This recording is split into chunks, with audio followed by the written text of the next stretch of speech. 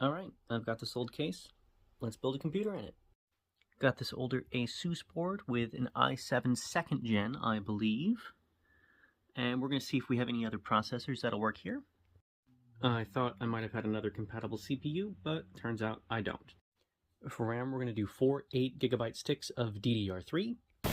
Our power supply is going to be this Cooler Master 450 white. This is an EVGA GT740.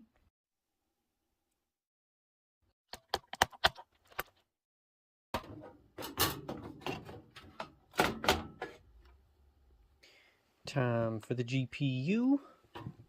Not looking too bad. Now it's time for the power supply. Alright, power supply's in.